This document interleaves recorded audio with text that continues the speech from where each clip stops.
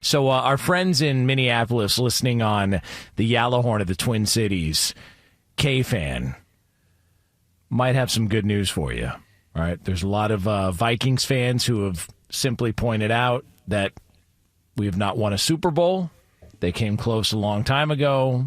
Some would argue 2009 was a real opportunity, and then Brett Favre decided to Brett Favre it up in the NFC title game, and the rest was history. I believe that was also, was that Bountygate? Was that the Bountygate game? I believe as well, too. Yeah, he got a little roughed up by LaVar's guy, Greg Williams and company there, who was the D.C. in New Orleans. And so there's been good teams there. There's been playoff teams. There's not been a Super Bowl champion team, but there could be one coming very, very soon. Jeremy Fowler of ESPN reported over the weekend that the reason the Vikings didn't sign Aaron Rodgers is because they feel comfortable with where they're at going into training camp when it comes to J.J. McCarthy.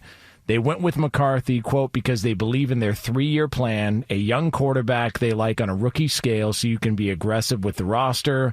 They believe they can win a Super Bowl in the next 3 years. Now, it should be pointed out, they spent the second most free agent dollars this offseason. The Patriots were first. Similar situation, rookie quarterback going into his second year, probably feeling the same way. But the Vikings went out. They signed Jonathan Allen, Javon Hargrave. They upgraded the offensive line. Ryan Kelly and Will Freeze are part of the offensive line group as well now, coming over from the Colts. So, sound approach makes a lot of sense.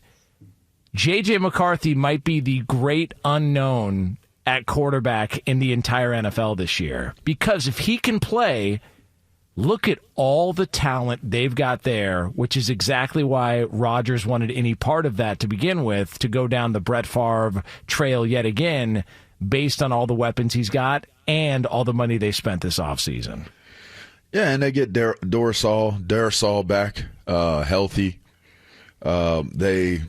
They will have one of the most, it could be the most talented, skilled positions team in all of the NFL.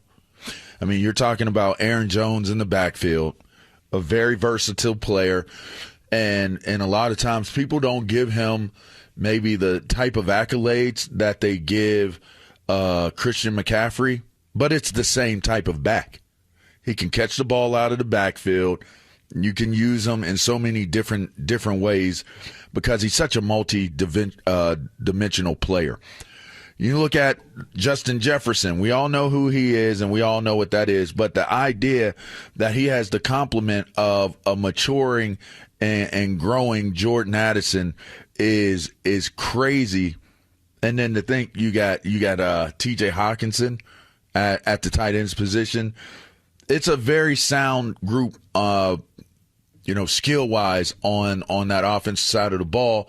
And I think what you're hearing is the idea of not panicking or thinking that you have to go in some type of, different direction as it applies to what you had on your roster at the quarterback's position is because they've done such a great job of building an offense that you can take a ton of the pressure off of the quarterback based off of, one, having a very, very strong offensive front, obviously, but two, having a running back that's a competent running back. That is the number one safety blanket, a tight end and a running back for a quarterback, whether they're young or whether they're old, whether they're a game manager or they are a game changer. Those are still the two safety blankets that are very, very positive for quarterbacks, the running back and the tight end. And J.J. McCarthy will have both of those. And, again, I think we have to look back to the fact that J.J. McCarthy was actually the starter of this team. He was marked and listed as the first guy before his injury took place. And that's very critical and crucial to the conversation because if he wasn't that guy, I think there should be more conversations surrounding, the idea of can this team be as good as they were last year. But, Jonas, they found success with Sam Darnold. They didn't feel the need to pay Darnold the large amount of money and allow for him to go. That was, I think, has been the consistent conversation point as to what this confidence level of what J.J. McCarthy brings to the table. But again, adding to the conversation, the idea of J.J. McCarthy was the guy that was in front heading into the season. It was an injury. It was not that he was outplayed. There's no concern in him being outplayed because that's not what happened. It was the injury that set him back. And now he's back. Now he's healthy. I think that they're pretty excited about what they have because J.J. McCarthy has never given them any indication that he isn't going to be the type of quarterback that they need. And it also speaks volumes of the fact that not only did, Caleb Williams, it's documented, it's truthful, he wanted to go play for Kevin O'Connell. Like, he wanted to be a part of that based on their meetings. And Aaron Rodgers wanted to be a part of pairing up with Kevin O'Connell. Like, he's got a great reputation around the league. One of the other stories going into the draft that J.J. McCarthy came out in was J.J. McCarthy also felt like he had a rapport with Kevin O'Connell, and that was a place he wanted to go. They loved the idea of going there. And so to your point, it's not like this is just, this is so foreign to them and maybe they can work together. No, clearly there was an idea that they could work together, that they could build on something. That's why Minnesota drafted him, and that's why there was such excitement going into the building. So we've seen enough from Kevin O'Connell to know that, all right, offensively, quarterback-wise, I'm not concerned about that. The other advantage Minnesota's going to have this year is Brian Flores, who was interviewed. That defense is crazy. He was interviewed for jobs this offseason, but he's coming back. So there's continuity there. And we've talked about it on the show before. Part of Philly's decline after they went to the Super Bowl was the fact that they were losing coordinators. Mm-hmm. Minnesota doesn't have that issue. Kevin O'Connell's still running the offensive side of things. They've got Brian Flores back for more. And on top of all that, there's a lot of question marks in the NFC North. Such a great point, Jonas. I don't know what the hell the Bears are going to look like with Caleb Williams and Ben Johnson. Speaking of coordinators, the Lions just lost both their coordinators. Both of them. Mm-hmm. And then you've got the Packers.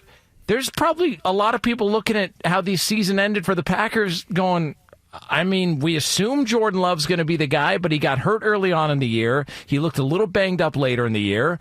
I think a lot of people looked at the Packers season last year and felt a little bit disappointed based on how they looked at the end of the season and going into the playoff game. So to me, Minnesota being a live dog, which is the same conversation point for Minnesota, right? Yeah, but you got two mirror image teams, and one has arguably, maybe not even arguably, clearly has a better personnel in Minnesota. Yeah, so it's a valid point what you're making. And then also, we do have, for anybody that's into the conspiracy theory aspect of the NFL, for anybody like Robert Stack and our friends at Unsolved Mysteries, there is this. Lee DeLapp has done some research on a topic that we've thrown around a couple of times, which is the Super Bowl logo color scheme and what it could mean for the future of the Minnesota Vikings. Lee, what do you got for us here? Can you explain the story and the information behind this maybe conspiracy theory? Well, yeah, as many know, when the NFL changed the Super Bowl logos to a more colorful, city-themed based logo, this was back in 2022, the first one being Super Bowl 56 between the Bengals and the Rams. That logo, of course, in LA featured yellow and orange. And, of course, we had the Rams versus the Bengals. So that traveled into the next year where we had the Eagles versus the Chiefs in Glendale, Arizona. That logo was turquoise, kind of green, turquoise, and red, of course, foreshadowing the Chiefs versus the Eagles. Next up, we had Chiefs 49ers. That kind of played into the Vegas logo as well. It was more purple, so people were expecting the Vikings and Ravens that year. That was a big year. Everyone was expecting this theme to keep going, and of course, the Chiefs did win, so it did continue to go. Last year, it kind of fell off the rails a little bit. We were in New Orleans. The logo was It definitely had the Chiefs colors in it, but it didn't really feature the Eagles colors. So that's where it kind of fell off. But then we look to this year's Super Bowl in Santa Clara, Super Bowl 60. We've got the Golden Gate Bridge with blue skies in the background, some mountains and whatnot, but basically a purple underneath forest. And so many people are looking at this thinking the theme's going to continue, that the Vikings are going to make it there, possibly against the Bills, unless it kind of flips around and you're looking at, say, a Lions-Ravens Super Bowl. Yeah. I mean, that's ridiculous. Well, it's not going to be the Lions. We can say that's that. ridiculous logic. Well, but let me back up the not going to be the Lions point, because no team that's ever lost their coordinators the previous year has made it to a Super Bowl the following year. So the Lions they haven't made it to a Super Bowl with the coordinators they had. Let's keep that one in mind. Let's not get too far out over our skis on this one. Damn. So you're not buying the long, windy road of conspiracies about Super Bowl logos and how this could favor the Vikings here? The script is being written as we speak. Come on, LaVar. It's a cute insertion by Lead the Lap. I mean, it's cool. I'm not offended by him doing it. I'm not offended by this approach.